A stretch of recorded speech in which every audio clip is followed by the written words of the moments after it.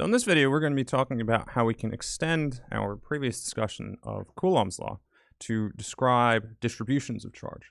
So to start out with, I'm just going to write down what Coulombs Law was from the last video. So this said that if we had some charge of Q1 and some charge of Q2, we'll just put it in some arbitrary place. And for simplicity, when we're thinking about this, we'll assume they're going to be positive. Coulombs Law says that the force that charge 1 acts on charge 2 is going to be given by 1 over 4 pi epsilon naught times Q1 times Q2 divided by r squared times r hat 1, 2. And just to label these things a little bit more specifically, Q1 and Q2 are pretty obvious. They're just the values of the charges that we have here. If they're positive, you plug them in as positive. If they're negative, you plug them in as negative. R is going to be the distance from Q1 to Q2, and r hat 1, 2 is going to be the unit vector that points from charge 1 to charge 2. So there's r hat 1, 2. And then if we're looking at this total force in this particular case, because these are both positive, we're going to have this force vector that's going to point like this. Now, we want to extend this a little bit, and so here's our Coulombs law.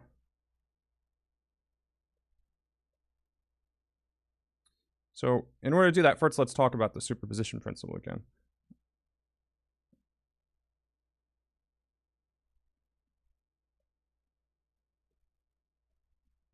So the way the superposition principle worked was we could say that, say we had some charge Q1 and some charge Q2. Again, let's assume for the sake of simplicity that they're both positive. If we want to find what the total force is on Q1, we just find what the force that Q2 acts on. So this would be F21. If we add another charge, say that we put a charge Q3 here, plus Q3, this is going to add another vector here. So this is going to be F3, 1. And we could add another one, and another one, and another one. And we could even put these closer and closer and closer together. And we're still really doing the exact same thing. We're just going to be adding forces in here for every little charge that we have here, okay? And this is getting us into the territory that we're going to be actually talking about integrals. So rather than writing Coulombs law in the form that I have here, I'm going to modify it a little bit to allow us to talk about this in terms of an integral.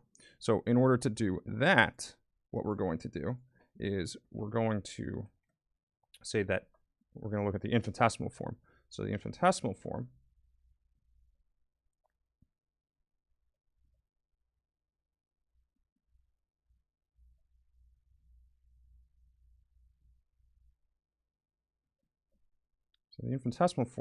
actually looks very similar to the standard form that we've been using so far, only with a slight modification that we're going to have here. And so what we're going to say, instead of finding f vector, we're going to talk about df vector.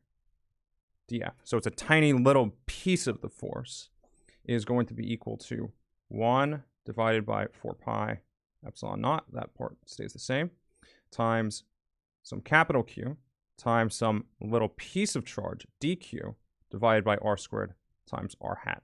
And so let's talk about the differences that we have here. So looking at this capital Q, this is taking the place of one of these charges that's still a point charge. This dq is itself a point charge, but it's a tiny little segment or slice of the distribution. So I'm going to say that dq, actually let's start with df. df is a small part of force, small part of total force.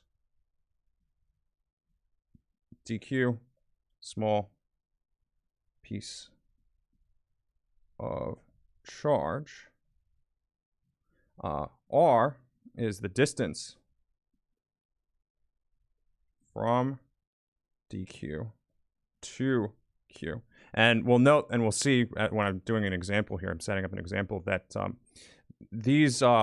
of these dq's are actually going to have different r's. They're not all going to be the same, but we'll see exactly how that comes into play. And the same thing with r hat. So r hat is the unit vector from a dq to q. And again, that's not going to be the same for all of these, but you'll see what I mean when we're looking at an example. So let's consider an example here. So the example that I'm going to have is going to be some distribution of charge along the y-axis from y is equal to 0 to y is equal to a. And we're going to say that this is some total charge of q that's going to be evenly spread from 0 to a. And what we want to do is we want to find what the force is on this capital Q that's going to be some distance of b along the x-axis. Okay.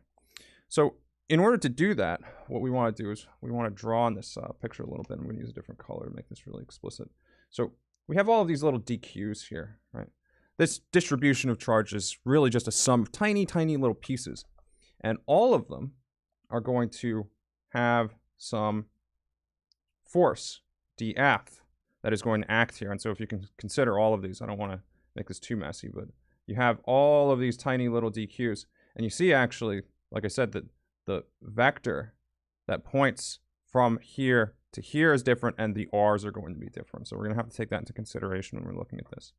Okay, so let's rewrite our general form of Coulombs law here. This says that dF is equal to 1 over 4 pi epsilon naught times q times dq divided by r squared times r hat.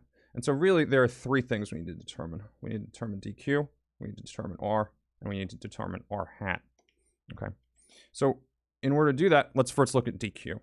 So we're ultimately going to need something that we can integrate. And we can't really integrate dq because we're talking about lengths here. We have like a length in x, a length in y. So we need to cast this in the language of length. And the way that we do that is we say that dq is actually going to be equal to lambda times dl. And this is a like kind of a general equation that we're going to have. So let's break this apart a little bit more. Lambda is a charge per length. And dl is a tiny piece of length. Okay. Now, in this particular case that we have here, dl is actually going to be dy, right? Because our charge is distributed along the y-axis, and our dl is just the total charge. So, or sorry, our lambda. Lambda is going to be the total charge, which is q, divided by the distance that it's spread over. And this distance that we have right here is going to be a. So lambda is going to be equal to q divided by a. So what this says is that dq, I wish I could get rid of that. That's really pain in the dick. dq is going to be equal to q divided by a times dy. Okay, so we got the first thing that we need. Okay, second thing that we're going to need. Jesus, I hate this thing in the bottom here. Okay, so the second thing that we're going to need is we're going to need this distance of r. Right. So this distance of r is really just the hypotenuse of a triangle, right? Where if we're looking at this triangle, and we have to be careful. A common mistake that I see here is that people will say the height of this triangle is a. It's actually not a because all of these dq's are at different positions, y, right? It's only the one all the way at the top. This is an important piece of information, but we're going to use it later. So really, this is going to be some y. This is going to be some b. And now we're just applying our rules of trigonometry here, right? So this r is going to be equal to the square root of y squared plus b squared. So, or what we can say, because we really want r squared, is r squared is going to be equal to y squared plus b squared. Okay, so we got that one. Now the last thing that we need here is what is r hat? Now this is where it gets a little bit tricky, but it's not too bad. So r hat, by definition, is going to point from dq to where q is. And so if I want to label this on here, this is the direction of dq. Or sorry, this is the direction of r hat. Okay, so we can look at some angles here. So we have some angle here, we have some angle here. Those are the same. And what we can do then is we can say that r hat is going to be equal to some amount in x hat plus some amount in y hat. And the question is, well, what is that some amount that we have here? So in x, for that angle that I have defined, this is going to be a cosine of theta. So this is going to be cosine of theta. In y, we have to be careful because we have, this is a negative component.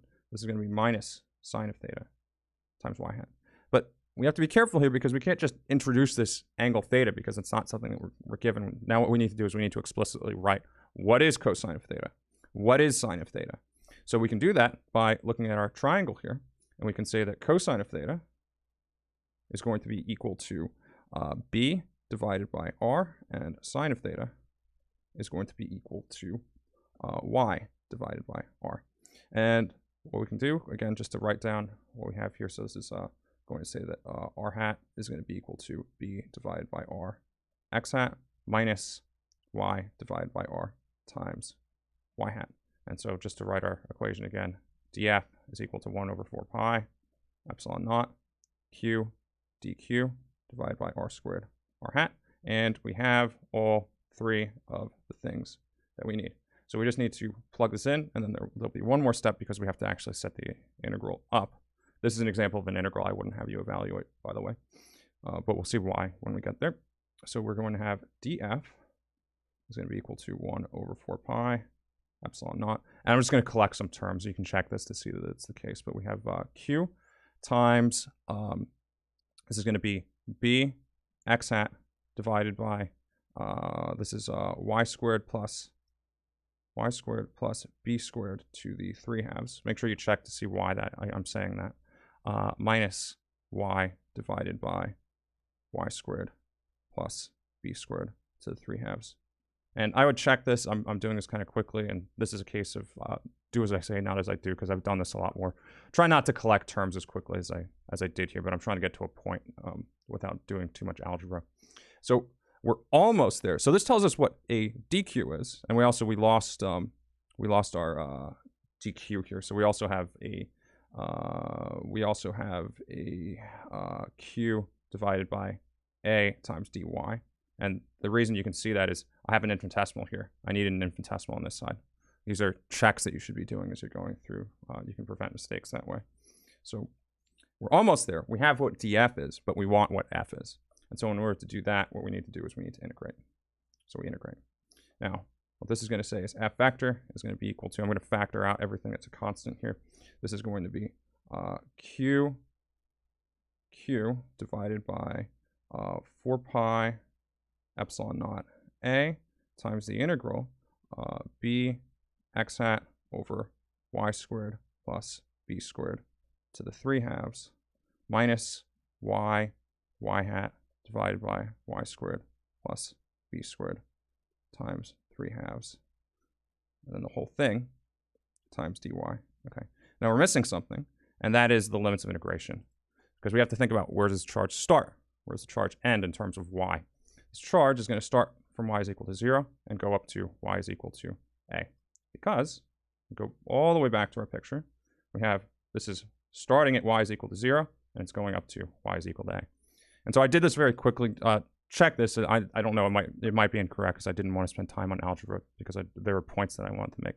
But that's pretty much the whole thing that you do with any of these problems. And so from here, what we're just going to do is practice. Thanks for watching, guys.